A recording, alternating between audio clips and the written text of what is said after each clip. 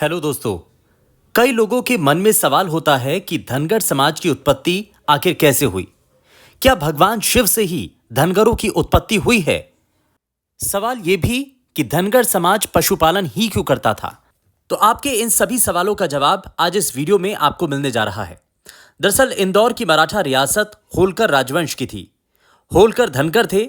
भेड़ बकरी गाय चराने का उनका काम था और इसीलिए धनागर या धनगर वो कहलाए।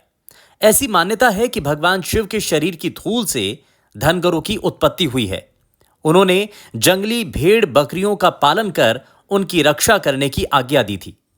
भगवान शिव ने स्वयं धनगर बनकर भेड़ बकरियां चराई और बाणाई नामक धनगर कन्या से शादी की। भगवान शिव ने मल्ल और मणि नामक असुरों का खंडा से संहार किया था।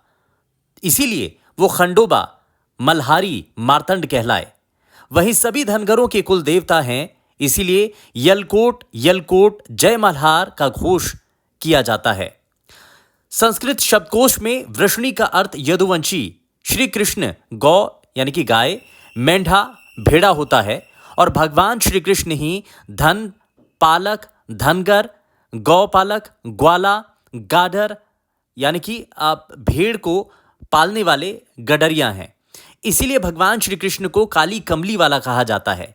इतिहासकारों का मत है कि क्षत्रियों के 36 वंशों की अनेक शाखाएं, अगणित प्रशाखाएं जो गोत्रों में बदल गईं, प्राचीन काल में पशुपालन के द्वारा जीवन यापन करती थीं।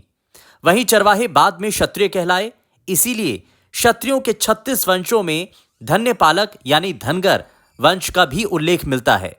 मुसलमानों के आक्रमणों के कारण अराजकता उथल पुथल के दौरान कई क्षत्रियों ने अपने धर्म, संस्कृति और स्वाभिमान की रक्षा करने के लिए दूर पहाड़ों और जंगलों में शरण ली और अपनी आजीविका के लिए उन्होंने फिर से पशुधन पालन के व्यवसाय को अपनाया और वो एक बार फिर से धनगरों का अंग बन गए। इस बात के प्रमाण हैं कि उनके कुल गोत्र क्षत्रिय के हैं। कालांतर में मराठों का उदय भी धनगरों से ही हुआ है। कई इतिहासकारों ने अपने लेखों में इसके बारे में बताया है। इसमें आपको बता दें, कर्नल टोन, जेम्स क्लार्क डफ, कंबेल, बल्फोर, रसेल, एंथोवेन, ये ऐसे कई इतिहासकार हैं जिन्होंने इस सब के बारे में लिखा है। आपको ये भी बताएं कि मराठा जाति महान कबीले धनगर चरवाहों और किसानों से मिलकर के बनी है।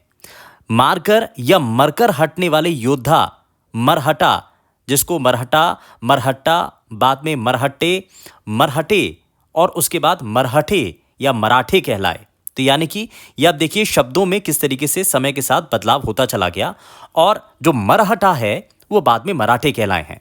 कालांतर में लड़ाकू लोगों के समूह का भौगोलिक, सांस्कृतिक, सैनिक पद नाम मराठा बन गया।